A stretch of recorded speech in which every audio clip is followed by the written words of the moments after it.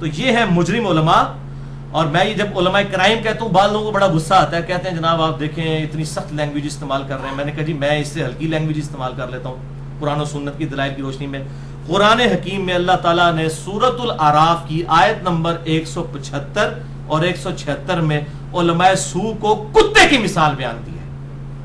یعنی میں تو کہہ رہا ہوں مجرم علماء, اللہ تعالیٰ نے کہا کہ یہ کتے کی مثل ہے. اور پھر اللہ تعالیٰ جس طرح کتا ہے نا, یہ اس کو کوئی چیز ملے تب بھی یہ زبان ہانپتا رہتا ہے, نہ ملے تب بھی یہ ہانپتا رہتا ہے. یعنی اس کی لالچ ختم نہیں ہوتی, ہر وقت رال ٹپکتی رہتی ہے. جو دنیا پرست لوگ ہیں, اور یہ پرٹیکولرلی جو ہے المستدرک للحاکم میں انٹرنیشنل نمبر کے مطابق 3258 نمبر حدیث ہے صحیح سند کے ساتھ کہ بلعام بن باعورہ ایک یہودی عالم تھا, اس کے بارے میں یہ آیات نازل ہوئی کہ وہ بہت بڑا اہل علم تھا لیکن پھر وہ دنیا کا کتا بن گیا. اللہ تعالیٰ ماتے ہیں وہ دنیا کے اندر مبتلا ہو گیا. اور آج بھی ہمارے علماء کی سیریز یہی ہے, دنیا کما رہے ہیں اس دین کے ذریعے, دین بیچ کے دنیا کما رہے ہیں. مرضی کے فتوے آپ ان سے لے لیں, اور تنخواہ 10,000 ہوتی ہے مسجد کی طرف سے, گاڑیوں میں وہ پھر رہے ہوتے ہیں. ان سے پوچھیں کہاں سے آ رہی ہے, کہتے ہیں اللہ کا بڑا فضل ہے.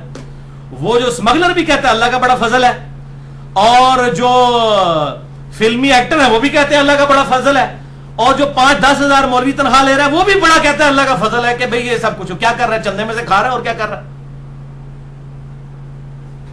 آپ کے مال میں سے کھا رہا ہے, تو کہہ رہا ہے اللہ کا بڑا فضل ہے. تو دنیا داری میں یہ لوگ بھی پڑ گئے ہیں. تو اللہ تعالیٰ فرماتا ہے کہ یہ کتے کی مثال ہے. اور یہ یقین کرے پنجابی میں یہ جو محاورہ ہے نا, میں کہتا ہوں بالکل فٹ ان ہوتا ہے ان کے اوپر. پنجابی میں ایک محاورہ ہے کتی چورا نہ رلی ہے, یہ سنا ہوا آپ نے؟ اس کا کیا مطلب ہے؟ کتا گھر کی حفاظت کے لیے رکھا جاتا ہے نا, اور اگر کتا ہی چوروں کے ساتھ مل کے یہ بتانا شروع کر دے کہ جی اس کا فلاں قیمتی سامان فلاں جگہ رکھا ہوا ہے, تو اس کو پنجابی میں کہتے ہیں کتی چورا نہ رلی ہوئی ہے. یعنی کتا جو ہے وہ بجائے حفاظت کرنے کے چوروں کے ساتھ مل گیا ہے. دین کی حفاظت کی ذمہ داری کس کے اوپر ہے؟ علماء کے اوپر. آن دا فیس آف ارتھ اللہ تعالیٰ نے ان کو اپنا نائب بنایا نا, خلیفۃ اللہ. تو کہتے ہیں نا اسی خلیفہ میں اللہ دے, بس خالی ٹائٹل لایا ہوا ہے نا. تو جب یہ لوگ دین کا بیڑا غرق کریں گے تو یہ ان کی مثال یہ کیوں دیکھیں, یہ مسلمانوں کو کہہ رہے ہیں کہ کتاب و سنت ڈائریکٹ نہ پڑھو ورنہ گمراہ ہو جاؤ گے. کہتے ہیں کہ نہیں؟ بخاری شریف ڈائریکٹ نہ پڑھو, قرآن خود نہ پڑھو, بلکہ یہ بھی اجازت نہیں دیں گے کہ اپنے مکتب فکر کا ترجمہ قرآن کا یا حدیث کا پڑھ لو. تو جو شخص مسلمانوں کو یہ کہہ رہا ہے کہ مسلمانوں اپنا قرآن مت پڑھو, اپنی حدیث مت پڑھو, تم گمراہ ہو جاؤ گے, تو میں کیوں نہ کہوں کہ کتی چورا نہ رلی ہے. اس سے بڑا اور کیا ان کے اوپر محاورہ بولا جائے؟ یہ خود دشمن بنے میں, کوئی کافر نہیں آپ کو کہہ رہا قرآن و حدیث ڈائریکٹ نہ پڑھو گمراہ ہو جاؤ گے. ان کو تو ہدایت مل رہی ہے. کتنی تیزی سے اسلام پھیل رہا ہے. گورا انگریزی میں ترجمہ پڑھ کے مسلمان ہو رہا ہے. یہاں کلنٹن 2007 میں پاکستان آئے, انہوں نے جیو کو انٹرویو دیتے ہوئے امریکن پریزیڈنٹ نے کہا اسلام از دا فاسٹسٹ گروئنگ ریلیجن ان امریکہ. امریکہ میں سب سے تیزی سے پھیلنے والا دین اسلام ہے. یہ میں کو اپنی بات نہیں کر رہا, یہ آن ویڈیو ریکارڈنگ موجود ہے.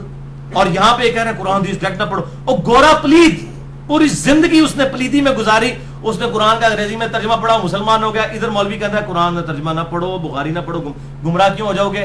کیونکہ اس کے جو عقیدے ہیں نا وہ اس کے خلاف ہیں. تو وہ ہم تو ڈوبے ہیں سنم, تمہیں بھی لے ڈوبیں گے. وہ تو خود ڈوبے ہوئے ہیں, وہ آپ کو بھی لے کے ڈوبیں گے.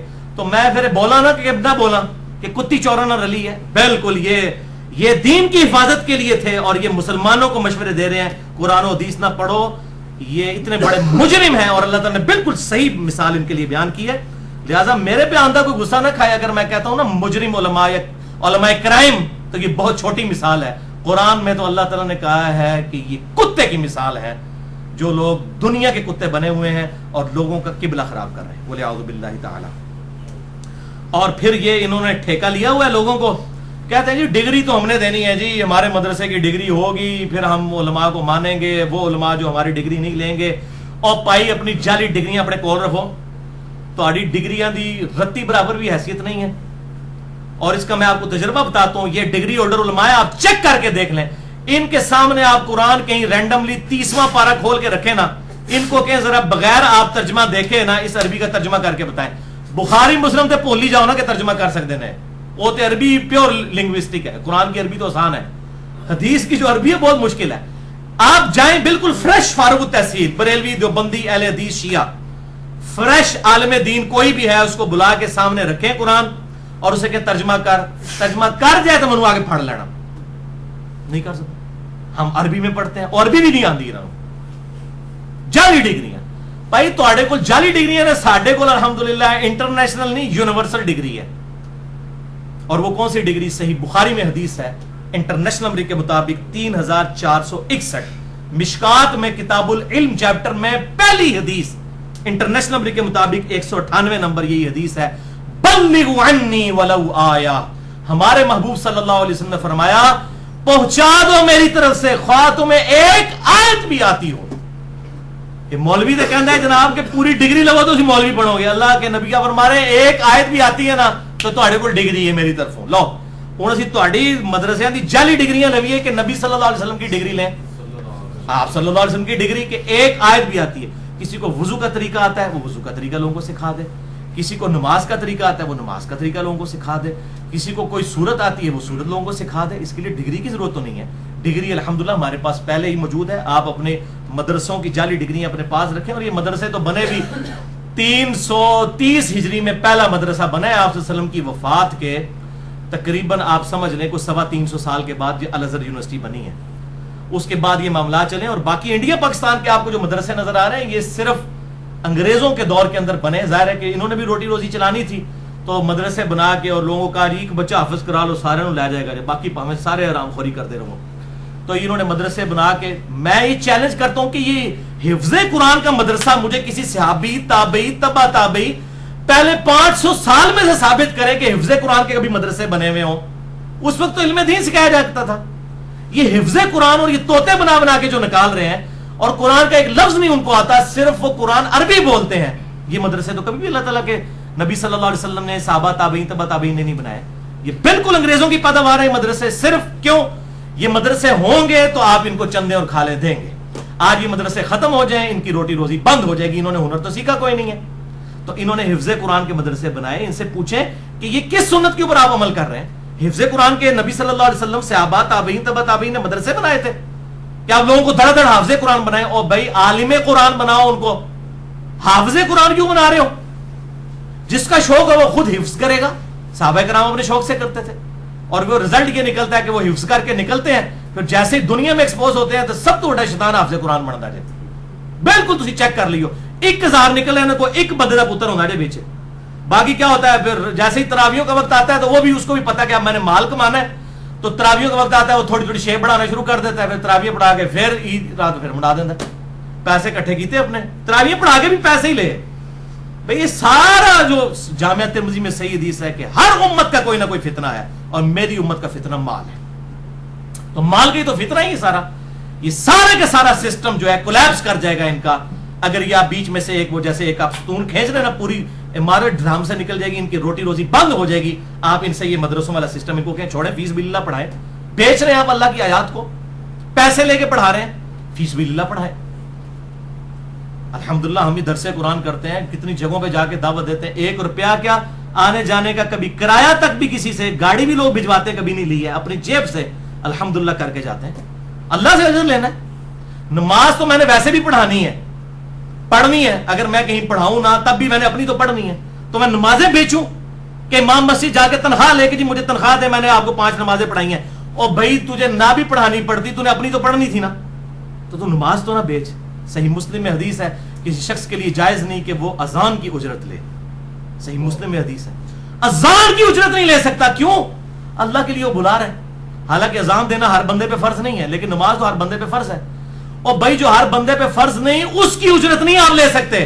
تو جو آپ پہ فرض ہے کہ آپ امام مسجد نہ بھی ہوتے تب بھی آپ نے 5 نمازیں جماعت سے پڑھنی تھی تو اب آپ مسلح پہ چڑھ گئے تو پیسے مانگ رہے ہیں. اچھا جی اسی وہ ٹائم دے پیسے لینے ہیں. دیکھو کیسے کیسے بیچ میں پخے نکالیے ٹائم دے پیسے تو ویسے بغیر ٹائم دے نماز پڑھی دی ہے. نماز پڑھنے میں ٹائم نہیں لگتا. عجیب لیم ایکسکیوزز وہ جس طرح اصحاب سبت نے وہ گھڑے ہوئے تھے اس طرح کی خرابیاں بخاری اور مسلم حدیث ہے. میری امت میں وہی خرابیاں آئیں گی جو اگلے لوگوں میں پیدا ہوئی تھی. قدم با قدم بالش بار بالش تم بھی ان لوگوں کی راہ پر چل پڑو گے.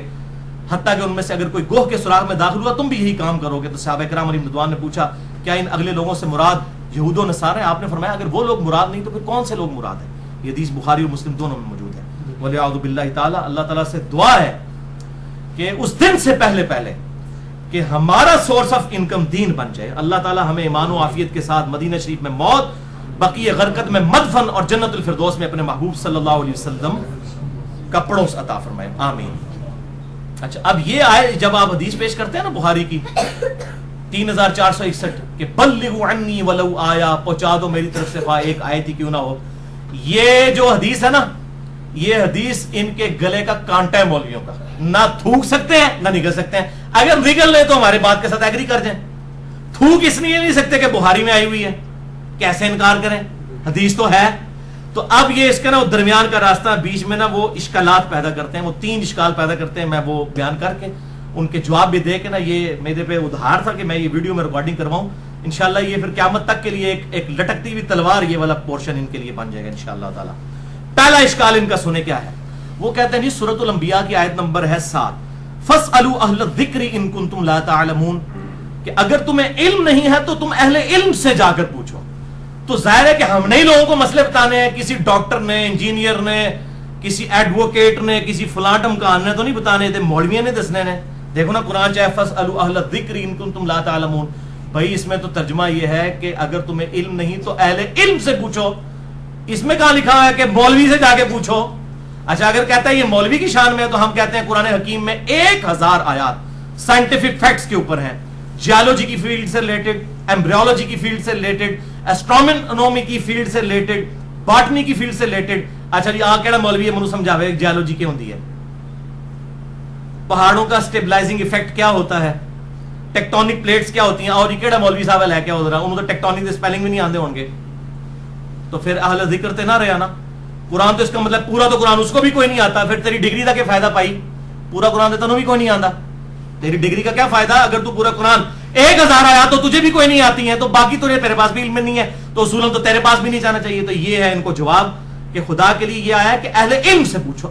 جو معاملات آپ کو پتہ ہے آپ لوگوں کو بتائیں، جو آپ کو نہیں پتا، ایسٹرونومی کا سوال ہوگا تو ایسٹرونومی فیلڈ کے بندے سے پوچھیں گے، ایمبریولوجی کا سوال ہوگا ایمبریولوجی کے کسی گائنی سے ریلیٹڈ بندے سے پوچھیں گے. اسی طریقے سے جیولوجی کا سوال ہوگا تو کسی جیولوجی کی فیلڈ کے بندے سے پوچھیں گے اور وہ پھر بتائے گا. اچھا پھر یہ کہتے ہیں کہ جی پھر ساڈے کول تے آؤ گے نا، کوئی گلاں تے اسی بھی دسنیاں نے.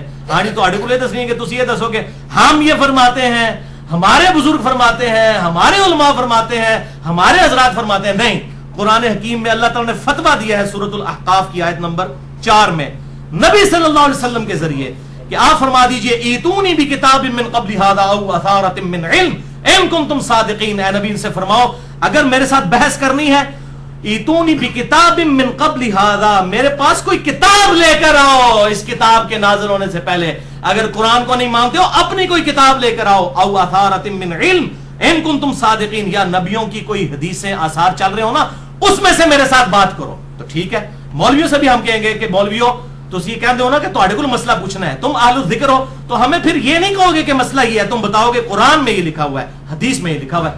ہم تمہاری جوتیاں اپنے سروں پہ رکھ لیں گے، لیکن انشاءاللہ کبھی آپ کی جوتیوں کو یہ توفیق نہیں ملے گی کہ ہمارے سروں تک پہنچے، کیونکہ آپ کی یہ تربیت ہی نہیں ہوئی ہے. آپ نے تو اپنے بزرگوں سے بھی یہ سنا ہے کہ بزرگ فرماتے ہیں. میں حضرات کو رائیونڈ گیا نا تو وہاں پہ حضرات جو 90 سال کے بابے ان کی تقریر سنی، وہ بھی کہتے ہیں حضرات فرماتے ہیں. میں نے کہا اچھا اس سے بھی کوئی بڑے حضرات ہیں؟ یعنی حضرات فرماتے ہیں، بزرگ فرماتے ہیں، ایک بزرگ کہتے ہیں اگلے بزرگ فرماتے ہیں، وہ کہتے ہیں اس سے اگلے بزرگ. تو یہ پوری ایک چین چل رہی ہوتی ہے بزرگوں کی. کیوں؟ اس کے پیچھے آپ ریزن سمجھیں. یہ بڑی اٹینٹو ہو کے گفتگو سننے والی میری طرف متوجہ رہے، بجائے آپ ایک دوسرے کا ہنسی مذاق کرنے کے. گفتگو تو ظاہر مذاق والی ہے، لیکن ہنسی مذاق کرنے کی بجائے اس کو آپ سنجیدگی کے ساتھ سنیں تاکہ بات سمجھ آئے. تو یہ بزرگوں کا فتنہ کیوں کھڑا کیا جاتا ہے؟ اگر میں بزرگوں کا فتنہ کھڑا کروں گا نا کل نو میں بھی مرنا ہے. منو ہی تھی بزرگ منیا جائے گا کہ میں بھی کوئی بزرگ بنایا ہوئے گا. نہیں تو کہیں گے مر گیا مردود، نہ فاتح نہ درود، کسی نو مننے والا ہی نہیں سی، اسی کو نو منیے. مزار انہیں بزرگوں کے بنیں گے جو خود ترغیب دلائیں گے کہ مزار بنائے جائیں، ورنہ بھائی میرے انشاءاللہ تعالی میرا مزار کسی نے نہیں بننے دینا. ہمارے یہاں ایک بڑے قریبی بزرگ تھے، وہ فوت ہو گئے. مجھے یاد ہے صحیح طریقے سے جب ہم ان کے قبر پہ دفنانے کے لیے گئے تو لوگ وہ قبر جو گورکن تھا وہ مٹی تھوڑی زیادہ ڈالنے لگا تو کتنے لوگوں نے شور مچایا، ان کا نہیں قبر اونچی نہیں کرنی ایک بالش سے. یہ بڑے سخت مخالفت کرتے تھے اس چیز کی. میں نے کہا واہ، جس نے مخالفت کی ہوئی ہے نا اس کے اوپر یہ معاملات ہوں گے بھی نہیں. اللہ تعالیٰ اسپیشل پروٹیکشن اس کی کرے گا الحمدللہ. تو یہ اشکال ان کا ختم ہوا. دوسرا اشکال سنیں, وہ کہتے ہیں جی ہم تو ڈائریکٹ عربی کتابیں پڑھ لیتے ہیں, ہم ان میں سے حوالے دیتے ہیں, تو چونکہ ہمارے پاس ڈگری ہے عربی کی لہٰذا جو ہے نا وہ ہم زیادہ اہل ہیں کہ ہم ڈائریکٹ کتاب میں سے بتائیں گے مسئلہ. میں انہوں نے چیلنج کرنا ہے, انہوں نے مولوی بنا کے پکڑ دینے نا کہ بخاری مسلم کا مجھے ترجمہ کر کے بتا دیں. کوئی ہزاروں لاکھوں میں ایک بندہ ہوتا ہے جو عربی لنگوسٹک کا ترجمہ کر سکتا ہے, ایون قرآن کا ترجمہ بھی ان کو نہیں آتا مکمل طور پہ. یہ صرف انہوں نے دھوکہ کیا ہوا. آپ ذرا فریش فاروق تحصیل کل جا کے تجربہ کریں, ان کو مولوی کا بہ جا اتنی اس بات کا ترجمہ کر کے دس کار جائے منہ آگے پھاڑ لینا. بخاری مسلم کا ترجمہ تو سوچ بھی نہیں سکتے یہ کر سکیں گے, قرآن کا ترجمہ بھی نہیں. اور یہ پھر کہتے ہیں ہمیں عربی میں ڈائریکٹ علم پڑا ہوا ہے لہٰذا ہم جو ہے نا وہ چونکہ ریفرنس ڈائریکٹ دیتے ہیں. تو میرے بھائی ہم آپ سے عربی اردو کی بات نہیں کر رہے, ہمیں یہ بتائیں کہ آپ نے جو عربی کتابوں کے اردو میں ترجمے کیے ہیں یہ کس لیے پھر کیے ہیں؟ آپ کو تو عربی پہلے ہی آتی تھی آپ کے مولویوں کو, یہ ان کے پرسنل نوٹس تھے؟ نہیں جی, عوام کے لیے کیے ہیں. اچھا عوام کے لیے کیے تھے تو اگر وہی عوام آپ کے بزرگوں کا ترجمہ پڑھ کے آپ کو کوئی بات بتاتی ہے, آپ کہتے تو عربی نہیں آتی, کیسی بے ایمانی ہے. یعنی کوئی ایک بات کے اوپر نہیں ٹکتے ہیں کہ اگر آپ کے علماء نے ترجمے کیے تھے عوام کے لیے, ویسے عوام کے لیے اگر انہوں نے کیا ہوتا تو مال نہ کما رہے ہوتے, وہ بھی بیچتے ہیں. یہ بخاری کے ترجمے اور قرآن کے ترجمے بیچتے ہیں, ان کو کاپی رائٹس ہوتے ہیں. جس نے ترجمہ کیا ہوتا ہے نا مرتے دم تک اس کو اس میں سے رائلٹی ملتی ہے. یہ بیچے ہوئے انہوں نے, یہ ویسے کہتے ہیں ہم نے عوام کے لیے کیے ہیں, اپنے لیے کیے ہیں انہوں نے, اور کہتے ہیں یہ عوام کو چلے پتہ چلے گا ہم تو وہ ترجمے کر دیں. اچھا ایک پرائمری اسکول کا بچہ ایک مولوی صاحب کو جا کے کہتا ہے کہ بھائی سورۃ البقرہ کی آیت نمبر 279 میں لکھا ہوا ہے کہ جو شخص سود کھائے گا اللہ اور اس کے رسول عز و جل و صلی اللہ علیہ وآلہ وسلم کا اعلان جنگ ہے اس کے خلاف. اب مولوی صاحب کہتے ہیں اوے تیری تعلیم کتنی ہے؟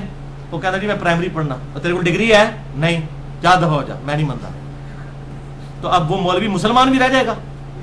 اب مولوی کا کام ہے وہ قرآن اٹھائے, سورۃ البقرہ کی 279 نمبر آیت پڑھے اور کہ ہاں بیٹا بڑی بات ہے, آپ کو بیٹا یہ بات پتا تھی, اللہ کا شکر ہے آپ نے مجھے یہ بات بتائی ہے اور آپ کی بات بالکل ٹھیک ہے, قرآن میں لکھی ہے. اور بھائی وہ اس بچے کی بات نہیں مان رہا, وہ قرآن کی بات مان رہا ہے. اس طریقے سے اگر ہم کوئی ریفرنس دیتے ہیں کہ بخاری میں لکھا ہے, مسلم میں لکھا ہے, ابو داؤد میں لکھا ہے, قرآن میں لکھا ہے, آپ ہماری بات تو نہیں مان رہے, اللہ اور اس کے رسول عز و جل و صلی اللہ علیہ وآلہ وسلم کی بات مان رہے ہیں. اور اگر آپ اس کا انکار کریں گے تو آپ یہ کسی مغالطے میں نہ رہے کہ آپ انجینئر محمد علی مرزا صاحب کا انکار کر رہے ہیں, آپ اللہ اور اس کے رسول کی تعلیمات کا انکار کر کے اپنی آخرت برباد کر رہے ہیں وَلِعَاذُ بِاللَّهِ تعالی. تو یہ اپنی فکر کریں. اور ویسے یہ عام طور پہ نا آپ کو کہتے ہوئے نظر آئیں گے جی وہ صحیح بخاری میں حدیث ہے 2311 نمبر کہ شیطان نے انسانی شکل میں آ کے آیت الکرسی کا وظیفہ حضرت ابو ہریرہ کو تعلیم کیا, آپ صلی اللہ علیہ وسلم نے اس کی توثیق کر دی. تو چنگی گل اگر شیطان بھی کرے نا تو لے لینی چاہیے. کہتے اب میں ان کو کہتا ہوں اب اس میں ایڈ کر لیں کہ چنگی گل اگر شیطان بھی کرے لے لینی چاہیے, اور چنگی گل اگر محمد علی مرزا صاحب کرن انجینئر صاحب تو وہ نہیں لینی چاہیے, کیونکہ انہوں نے تو شیطان تو بڑا درجہ دے دیتا ہے. یعنی آپ دنیا میں کسی انسان کو بڑے سے بڑا مجرم شیطان ہی کہہ سکتے. دنیا میں اللہ تعالیٰ کا سب سے باغی سب سے بڑا مجرم کون ہے؟ شیطان. شیطان سے بڑا کوئی نہیں, اس پہ تو اجماع ہے نا. شیطان سے بڑا ظالم, شیطان سے بڑا جو ہے وہ اللہ تعالیٰ کا مجرم جو اللہ کے نیک بندوں کو بھی گمراہ کر کے دوزخ تک پہنچاتا ہے, کوئی نہیں ہے. اس کا وظیفہ دیا ہوا نبی صلی اللہ علیہ وسلم انڈورس کر دیں تو ٹھیک. اگر ہم بخاری اور مسلم سے قرآن حکیم سے حوالے دیں آپ صلی اللہ علیہ وسلم کے ریفرنس سے, اپنے ذاتی نہیں آپ کے ترجموں میں سے, آپ کے نہیں گلاں ٹھیک نے پر کرنی نہیں چاہیے دیا, یا گلاں ٹھیک نے لیکن ایسی مننی ہے نہیں نے, تو پھر ہم تو یہی کہیں گے میرے بھائی کہ آپ اپنے دماغ کا علاج کوائیں. آپ کے اوپر کیا غلط کامنٹس کوئی اس طرح کے کیے جائیں, ہم تو یہی کہیں گے کہ یہ آپ کے دماغ کا علاج ہونا چاہیے. تیسرا اشکال وہ کہتے ہیں کہ جی اب یہ اشکال آپ دیکھیں یہ کسی نے نہیں ابھی تک سالو کیا ہے. اے انشاءاللہ اللہ دے فضل نال اے اسلام دا خادم کرے گا اس دا بھی دفاع. یہ کہتے ہیں دیکھیں جی آپ بیمار ہوتے ہیں تو آپ کسی مولوی کے پاس تو نہیں جاتے, ڈاکٹر سے دوائی لینے کے لیے جاتے ہیں, ٹھیک ہے جی. اسی طریقے سے اگر آپ کا کوئی انجینئرنگ کا مسئلہ ہوتا ہے تو آپ کسی انجینئرنگ کے فیلڈ کے پاس جاتے ہیں. اگر آپ نے کوئی مقدمہ لڑنا ہے تو آپ کسی ایڈوکیٹ کے پاس جاتے ہیں. جب دین کی باری آتی ہے تو انجینئر بھی میدان میں اترے ہوئے ہیں, ڈاکٹر بھی اترے ہوئے ہیں, ایڈوکیٹ بھی اترے ہوئے ہیں, آپ لوگ کیوں اترے ہوئے ہیں؟ ادھر بھی ہمیں اکیلا رہنے دینا. تو یہ آن دا فیس آف آرگومنٹ ان کی بات بالکل ٹھیک لگتی ہے, لیکن میرے بھائیو یہ 100% ان کی بات غلط ہے. اس کی وجہ یہ ہے کہ ڈاکٹر انجینئر بننا ہر مسلمان پہ فرض ہے کیا؟ بتائیں. لیکن علم دین حاصل کرنا ہر مسلمان پہ فرض ہے، اس پہ تو کوئی دوسری رائے نہیں ہے۔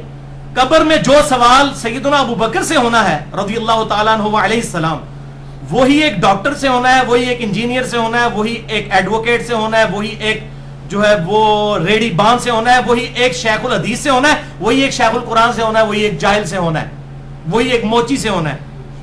جب سوال سب سے ایک ہونا ہے تو سب کے پاس علم بھی تو ایک جیسا ہونا چاہیے نا، ڈیٹم لیول کا علم۔ میں وہ ان ڈیپتھ علم تو میں بتا رہا ہوں، مولویوں کے پاس بھی نہیں ہے، اسٹرانومی کا علم ان کے پاس بھی نہیں، جیولوجی کا ان کے پاس بھی نہیں، ہر چیز کا آتا تو ہر شخص کر بھی نہیں سکتا، لیکن ڈیٹم لیول کا علم تو ہر بندے کے پاس ہونا چاہیے کہ نہیں؟ تو پھر یہ کیوں قدغن لگاتے ہیں کہ جو علماء کی اچھا کہتے ہیں جی آپ ڈاکٹر آپ کو مشورہ، کیسی مثالیں دے، کہتے ہیں ڈاکٹر آپ کو دوائی لکھ کے دیتا ہے، آپ نے کبھی اس سے بحث نہیں کرتے، آنکھیں بند کر کے وہ دوائی مارکیٹ سے خریدتے ہیں اور آپ کھانا شروع کر دیتے ہیں۔ تو اصلی جو مسئلہ تو ہم دسنے ہیں، تو اسی اکھا بند کر کے عمل کرو۔ آج یہ جواب دو، یہ جواب بھی سن لو۔ اور بھائی ڈاکٹر جو دوائی لکھتا ہے نا، وہ جب ہم مارکیٹ جا کے دوائی لیتے ہیں نا، تو میڈیکل سٹور والا بھی اس کو کنفرم کرتا ہے کہ ہاں جی اس نام کی دوائی ایگزسٹ کرتی ہے، یہ اس کمپنی کی دوائی ہے، اور وہ دے دیتا ہے۔ اور تسی مولوی بڑے مسئلے دستے ہو نا، وہ اسی جو میڈیکل سٹور لے کے جانے ہیں نا، یعنی قرآن اور حدیث کھولنے ہیں نہ، وہ قرآن کی مسئلہ نکلتا ہے نہ حدیث نکلتا ہے، تو اڈی جعلی دوائیاں لکھی ہوئی ہیں۔ وہ ڈاکٹر تو بہت اچھا ہے، تو اسی ڈاکٹر کی جتی نہ رل دے، ڈاکٹر جو دوائی لکھ کے دیتا ہے وہ کمپنی کی ہوتی ہے، جا کے مل جاتی ہے میڈیکل سٹور سے۔ آپ جو جھوٹے مسئلے لوگوں کو بتاتے ہیں، جب ہم میڈیکل سٹور پہ جاتے ہیں، یعنی اسلام کا میڈیکل سٹور کیا ہے؟ کتاب و سنت۔ جب ہم وہاں جا کر کاؤنٹر چیک کرنے لگتے ہیں کہ بھئی یہ کتاب اللہ میں یہ دوائی موجود ہے، کہیں حدیث میں، نکلتی کوئی نہیں، اور جعلی ڈگریاں لو، تسی دوائی جعلی لکھ دو، اس نام دی دوائی دنیا کوئی نہیں ہوندی، تسی ڈاکٹراں دی مثالاں دیندے ہو۔ اے پھکی لے جاؤ، یہ ہن یاد کریں گے کسی نے انہوں پھکی دیتی سی صحیح، اینٹی وینم، جس کو پنجابی میں پھکی کہتا ہوں، اور اردو میں الزامی جواب، اور سائنٹیفک لینگویج میں ہم اسے کہتے ہیں اینٹی وینم۔ وینم کہتے ہیں سانپ کے زہر کو۔ کوبرا سانپ جب کاٹ جائے نا، اس کے زہر کا علاج کسی ویکسین سے نہیں ہوتا، کوبرے کے ہی زہر سے ایک اینٹی وینم تیار ہوتا ہے، اس وہ لگائے نا اگر 1-1.5 گھنٹے کے اندر، تو بندہ بچ جاتا ہے۔ تو یہ میرے الزامی جواب ان کے اینٹی وینم ہے کہ دوائی لکھو جناب مفتی صاحب، بریلوی دیوبندی اہل حدیث شیعہ مفتی صاحب، دوائی لکھو، اسی دوائی تہاڈی چیک کرنی ہے۔ ڈاکٹر لکھ کے دینا نا نسخہ، تے جا کے چیک ہو جاتا ہے، جا کے میڈیکل سٹور سے مل تو جاتا ہے نا۔ آپ جب دوائی لکھ کے دیتے ہیں، وہ نہ قرآن میں نہ حدیث میں آپ نے اپنے بزرگوں کے لکھ کے دیے ہوتے ہیں، تو یہ بالکل جعلی باتیں ہیں، اور اس قسم کی انہوں نے جعلی ڈگریاں، اور پھر ان کی آپ ڈگری بھی لے کے آ جائیں، میں آپ کو بتاؤں، دل بے ایمان تے اٹھتا ٹھیر، ایک محاورہ اردو میں بولا جاتا ہے کہ دل بے ایمانی پہ اتر آئے نا تو لیم ایکسکیوزز بے شمار ہے۔ آپ یقین کریں ان کے مدرسے کی، مجھے بھی کئی لوگ مشورہ دیتے ہیں جا کے ڈگری لے لو، میں کہا میں تو ویسے کسی مولوی کو جانے جو ہی نہیں رہا، کس کے پاس جا کے ڈگری لوں؟ اگر آپ ڈگری بھی لے کے آ جائیں نا، اس مدرسے کے خلاف یا اس اسکول آف تھاٹ کے خلاف بات کر دینا، کہتے ہیں بندہ ساڈا سی ڈگری بھی ساڈے کو لئی، پر اون خراب ہو گیا، اون گمراہ ہو گیا، پھر ڈگری کا فائدہ کوئی نہیں۔ اور تہاڈی ڈگری ایڈی جعلی ہے کہ تہاڈے کو ڈگری لے کے بندہ گمراہ ہو گیا۔ ہونا تو چاہیے تھا آپ کی ڈگری لے کے، ڈگری تو اس لیے لی جاتی ہے نا بندہ ہدایت پہ رہے، آپ کی ڈگری لے کے بھی گمراہ ہو گیا بندہ، تے پھر تے جناب بندے کا قصور نہیں ہے، قصور تے تہاڈی ڈگری دا بھائی، اپنی ڈگری جعلی جڑی ہے صحیح کرواؤ۔ ڈگری جو ڈگری لی ہے جی ہماری، لیکن بعد میں اور پھر یہ ان کی ڈگریاں، ان سے پوچھیں، کسی بریلوی سے پوچھیں کہ کس کی ڈگری لیں، وہ کہے گا ہماری لیں، جو بندی اہل حدیث شیعہ فارغ نے، جو بندی کو جاؤ وہ کہیں گے جی بریلوی فارغ، اہل حدیث فارغ، شیعہ فارغ، شیعہ کے پاس جائیں گے وہ یہ سارے فارغ، اہل حدیث کہیں گے سارے فارغ، اور وہ کہیں گے ہماری ڈگری۔ اچھا ڈگریوں پہ بھی متفق، پھر کس کون سی ڈگری لیں ہم؟ بھئی ہمارے پاس ڈگری ہے صحیح بخاری 3461، بلغوا عنی ولو آیا، اپنی جعلی ڈگریاں پڑھے، کول کھو کھاتے چ پاؤ انہاں ڈگریاں نو، خدا دا ناجے علم لوگوں کو بتائیں، آپ ڈگریوں کی بات نہ کریں، علم کی بات کریں۔ ڈگری دکھاؤ، ڈگری دکھاؤ، بس ڈگریوں کا رٹا لگایا ہوا ہے انہوں نے۔ اچھا آپ پھر آپ دیکھیں، ڈگری ان کی آپ لے کے آ جائیں، اس کے بعد ان کے خلاف بات کریں، ان کے فتوے بکتے ہیں، اس کو بھی چھوڑ دیں۔ آپ ان سے یہ پوچھئے کہ جن علماء نے ڈگری لی ہوئی ہے ان کے کردار میں کتنی نکھار آیا ہے۔ ایک مولوی بولتا ہے پاکستان میں دیوبندیوں کا فضل الرحمان صاحب کی ویڈیو بنی ہوئی ہے، انہوں نے کہا یہ طاہر الپادری ہے، طاہر القادری صاحب کا طاہر الپادری، اور یہ جو ہے مسلمانوں کا جے سالک ہے، وہ جے سالک بھی خیر فوت ہو چکا ہے، عیسائیوں کا سیاسی لیڈر تھا۔ یہ ڈگری کی آؤٹ پٹ میں آپ کو دکھا رہا ہوں، اور یہ نہ سمجھیں یہ آج کے لوگ ہیں۔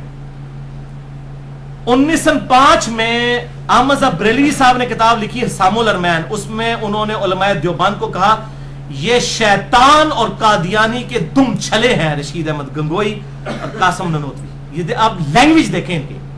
اچھا اس کا جواب جب دیوبندیوں نے 1906 میں دیا المحند المفند, اور انہوں نے اس کے جواب میں لکھا کہ احمد بریلوی اور ان کی جماعت پوری, ان کے علماء اور ان کی پبلک ایک شیطانی لشکر ہے جو ہم پہ حملہ آور ہو گیا. یہ میں آپ کو ڈگریوں کی شکل دکھا رہا ہوں, یہ ڈگریوں والوں کی لینگویج آپ سنیں. شیطان سے کم ٹائٹل نہیں کسی کو دیتے. اگر ڈگریوں سے فرق پڑتا تو ان کے بزرگوں کو تو پڑ جاتا ہے, کہ میں بزرگوں کے حوالے دے رہا ہوں, آج کل کے لوگوں کے نہیں. احسان علی ظہیر صاحب البریلویہ کتاب انہوں نے لکھی, احمد بریلوی صاحب کے بارے میں لکھا کہ احمد بریلوی صاحب رافضی تھے, نعوذ باللہ من ذالک. یہ اتنا بڑا جھوٹ ہے کہ کوئی شخص یہ کہہ دے کہ مولانا مودودی رحمہ اللہ ناسبی تھے جو حضرت علی کا دفاع کرتے رہے پوری زندگی, یا کوئی یہ کہہ دے کہ صلاح الدین یوسف صاحب رافضی ہیں جو پوری زندگی جو ہے وہ ناسبیت والا ہی کردار ادا کرتے رہے. یہ اتنا بڑا جھوٹ ہے کہ کوئی شخص یہ بول دے کہ احمد بریلوی صاحب رافضی تھے. احمد بریلوی صاحب نے تو رد الرافضہ لکھی جس پہ گورنمنٹ آف پاکستان نے پابندی لگائی ہوئی ہے, جس میں انہوں نے 7 کفر کے فتوے لگائے ہیں رافضیوں کے اوپر جو خالی رافضی شیعہ ہے. اس کتاب کے اوپر پابندی ہے, اور اس شخص کو انہوں نے کہا کہ جی یہ رافضی, یعنی جب بندہ بےایمانی پہ اترا اس کا تو علاج ہی کوئی نہیں ہے, اور دلیل کوئی علمی دلیل نہیں دی ہے. حالانکہ احمد بریلوی صاحب کے آپ فتوے پڑھے, وہ تو کہتے ہیں شیعہ کے مجلس میں جانا حرام, اس کا کھانا حرام, شیعہ سے نکاح حرام. یہ میں اپنا موقف نہیں بتا رہا, ان کے موقع میں بتا رہا ہوں. اور وہ یہ کہتے ہیں کہ جی ان کی مجلس میں گفتگو سننا حرام, ان کے جلوس کو دیکھنا حرام. وہ تو اس لیول تک مخالف تھے جب یہ سب لوگ بھیکی بلیاں بنے ہوئے تھے. اس وقت انہوں نے جو ہے وہ رافضیوں کے بارے میں اتنی آؤٹ سپوکن بات کی, ظاہر میں غلوب بھی کر دیا. اس بندے کو کہہ رہے ہیں کہ وہ رافضی تھا, اور کہتے ہیں دیکھیں جی ان کے والد کا نام تھا نقی علی خان اور ان کے دادا کا نام تھا تقی علی خان. دیکھ تو بھائی انڈیا, پاکستان اور بنگلہ دیش میں جو مجدد اعظم ہے اہل حدیث کے, ان کا نام ہے نذیر حسین دہلوی, ان کے بھی نام میں حسین آتا ہے. یہ اصل میں سعودی عرب والوں نے جو ٹوٹکا پڑھایا نا, آج بھی آپ دیکھیں نا کسی کے وہ پاسپورٹ پہ علی حسن حسین لکھا ہو نا, اس کو علیحدہ کر لیتے ہیں. یعنی ایک طرف کہتے ہیں ہم علی حسن حسین کو مانتے ہیں, دوسری طرف ان کو شک پڑ جاتا ہے کہ شیعہ نہ ہو. تو یہ وہ چیز ہے جو یہاں پہ بھی انجیکٹ ہو گئی ہے کہ ناموں کی بنیاد کے اوپر. بھائی ناموں سے کیا فرق پڑتا ہے, آپ ناموں کو نہیں مانتے. حسن حسین کیا جنتی نوجوانوں کے سردار نہیں ہے؟ اگر کسی کے نام میں آ جاتا ہے تو آپ اس کو رافضی کہنا شروع کر دیں گے. بولے اعوذ باللہ تعالی, یہ کون سا آپ نے دین بنایا؟ کوئی علمی بات کریں. تو انہوں نے البریلویہ کتاب میں اس قسم کے جذباتی اور کچھ جھوٹے شعر حمزہ بریلوی کی طرف منسوب لکھ دیے, اور پھر کریکٹر کے اوپر حملہ کیا, جی رنگ کالا تھا, یہ تھا. پھر تو میں تو حضرت بلال پہ بھی کروں کہ ان کا بھی رنگ کالا تھا. کوئی علمی بات ہونی چاہیے. تو یہ ایک دوسرے کے ساتھ اس قسم کی حرکتیں کرتے ہیں, اور پھر ان کے فالوورز بھی پھر یہی کچھ کر رہے ہیں. اور پھر احمد بریلوی صاحب کو آپ دیکھیں, انہوں نے فتاوی رضویہ میں لکھا, کتنے سخت الفاظ لکھے. وہ لکھتے ہیں کہ دیوبند اور اہل حدیث کی مسجدیں مثل گرجا کے ہیں, ان میں نماز پڑھنا واجب الاعادہ مکروہ تحریمی ہے. اور پھر کہا کہ دیوبند اور اہل حدیث کو رافضیوں یعنی شیعہ سے برا کہنا رافضیوں پہ ظلم ہے, کیونکہ رافضی تو صرف صحابہ کے گستاخ ہیں, اور اہل حدیث اور دیوبندی رسول اللہ کے گستاخ ہیں.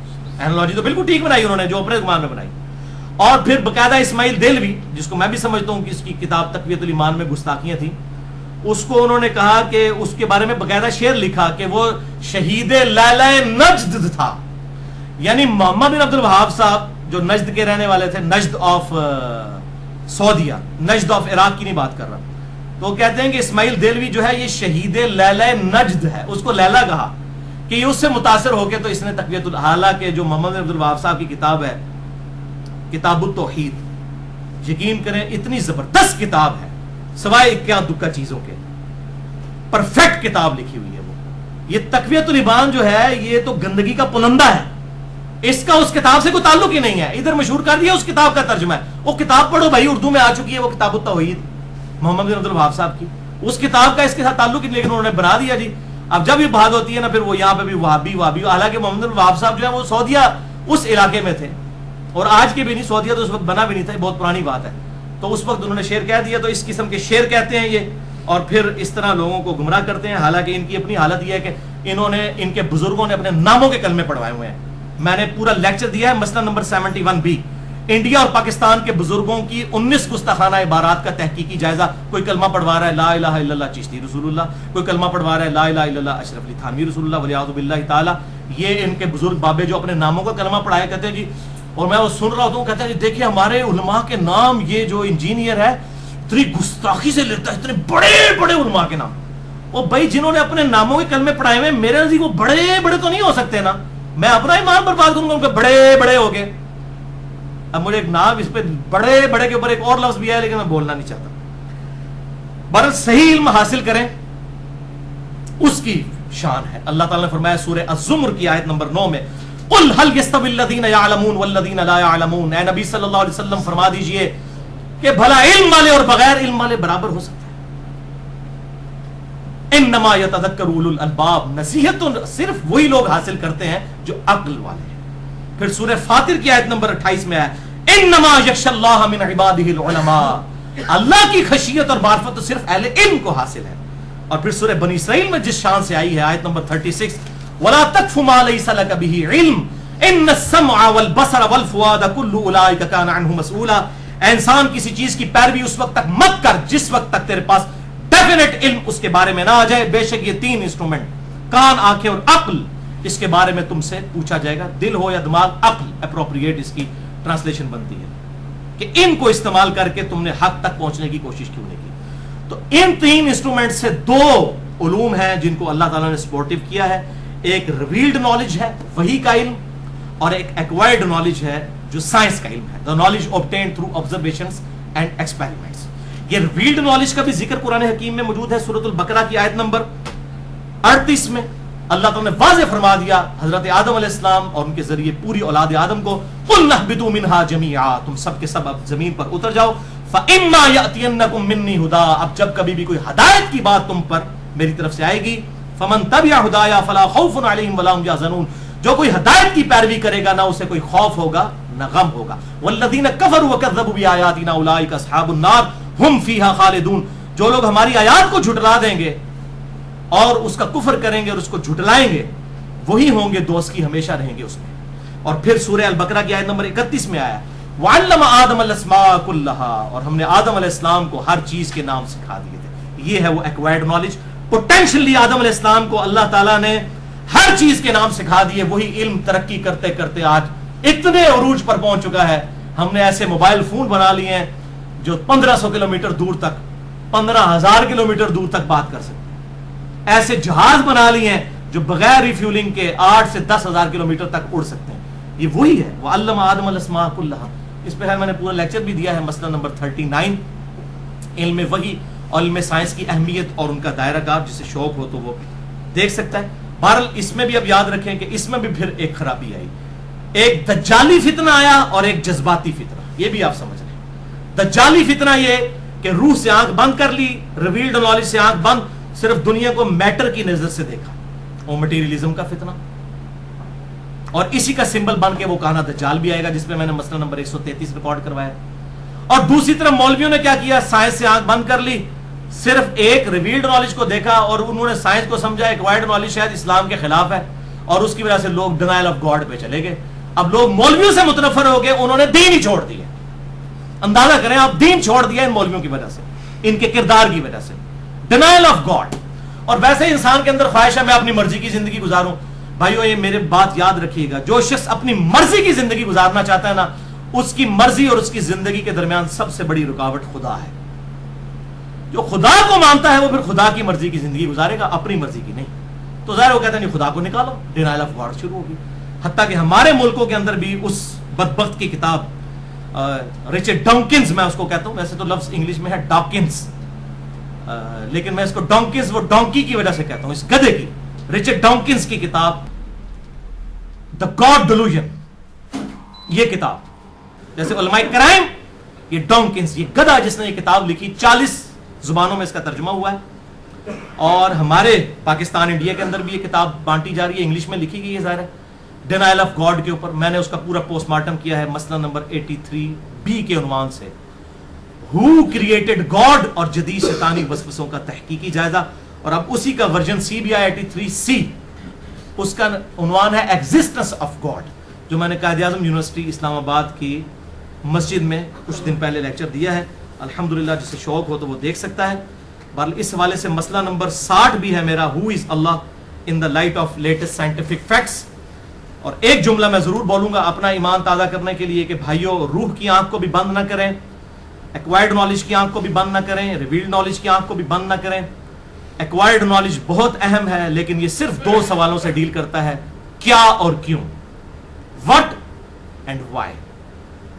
ज़लज़ला आया, क्या हुआ? ज़िलज़ला आया। क्यों आया? टेक्टोनिक प्लेट्स की डिस्टर्बेंस की वजह से। कैसे आया? हाउ? ये साइंस का सवाल नहीं, वो कहते हैं it is physical phenomena of nature, ये कानून कुदरत है। और इस पे फिर हम बोलते हैं कि इसका जवाब फिर आपको रिवील्ड नॉलेज में मिलेगा। God is the only explanation of all the physical phenomena in this universe. खुदा ही वजाहत है तमाम कुदरत के जो होने वाले मजाहिर हैं, इन सब के पीछे खुदा है। ये मेटाफिजिक्स की बात हो रही है भाइयों। हाउ का जवाब जो है वो साइंस के पास नहीं है, और ये साइंस की आजिज़ी है कि वो बैकफुट पे चले गए। उन्होंने कहा बस व्हाट और वाई तक रहेंगे, हाउ पे नहीं हमने जाना। सारे मामलात ही उसके अंदर है, हर मसले का हल ही उसके अंदर है, इसी सवाल के अंदर। इसी की तलाश में आप जब पहुंचेंगे तो आपको ये बात पता चलेगी कि खुदा है एक्सप्लेनेशन। तो इस पे मैंने पूरा लेक्चर दिया है। मसला नंबर 60, हु इज अल्लाह, अल्लाह कौन है, जदीद साइंसी हकाइक की रोशनी में। जिसे शौक हो तो वो देख सकता है। आखिर में ये मैं बातें 3 रिपीट कर देता हूं। नंबर 1, मैंने इल्मी अप्रोच और जज्बाती अप्रोच के बारे में फर्क बताया। नंबर 2, उलमाए क्राइम और उलमाए प्राइम। अच्छा, मैंने अब इनको उलमाए प्राइम नाम दिया है, जो सही उलमा है। प्राइम कहते हैं ना इज्जत वाले, उलमाए उज़्ज़ाम ये कहते हैं ना, बड़े बड़े मुश्किल लफ्ज़ बोल रहे होते हैं ना, उलमाए उज़्ज़ाम। तो ये उलमाए प्राइम है, यानी इज्जत वाले उलमा। अब मैंने पूछ नहीं लेना केड़े ने, मरे हुए मैं बहुत जानना, जिंदा नहीं जानता किसी। पूछेंगे मैं बताऊंगा, इमाम बुखारी है, इमाम मुस्लिम है, इमाम हनीफा है, इमाम शाफी है, इमाम मालिक है, इमाम अहमद बिन हंबल है। ये उलमाए प्राइम है। और उलमाए क्राइम माशाल्लाह थोक के हिसाब से, आपको बताने की जरूरत नहीं, आपको पता है। और तीसरा दज्जाली फितना और जज्बाती फितना। ये दज्जाली फितना जो है ये डॉन्किंस वाला, कि आपने रूह से आंख बंद कर ली और सिर्फ मटेरियल की नजर से देख रहे हैं। और एक जज्बाती फितना है कि आपने मटेरियल से आंख बंद कर ली, साइंस से आंख बंद कर ली, सिर्फ रूहानियत को देख रहे हैं और आप ये साइंस के इल्म को रूह के खिलाफ समझते हैं, हालांकि ये कुरान हकीम में था, वअल्लमा आदम अस्मा कुल्लहा। और तीसरी चीज जो मैंने खामदी साहब का कौल बताया था कि इल्म के मैदान में जज्बात की कोई हैसियत नहीं होती, और इसका इनवर्स मैंने किया है, वाइस वर्सा, कि जज्बात के इस अंधे और मनहूस मैदान के अंदर इल्म की रत्ती के बराबर भी हैसियत नहीं होती। ये लोग मानते ही नहीं इल्म को, सिर्फ जज्बात के ऊपर चलते हैं। अल्लाह ताला से दुआ है जो हक बात मैंने कही, अल्लाह ताला हमारे दिलों में रासिख फरमाए। अगर जज्बात में मेरे मुंह से कोई गलत बात निकल गई तो हमारे दिलों से माफ कर दे, और हमें किताब और सुन्नत की तालीमात पर अमल करके दूसरे भाइयों तक पहुंचाने की तौफीक अता फरमाए। सुब्हानकल्लाहुम्मा बिहम्दिक, अशहदु अल्ला इलाहा इल्ला अंता, अस्तगफिरुका व अतूबु इलैक, व मा अलैना इल्लल बलागुल मुबीन।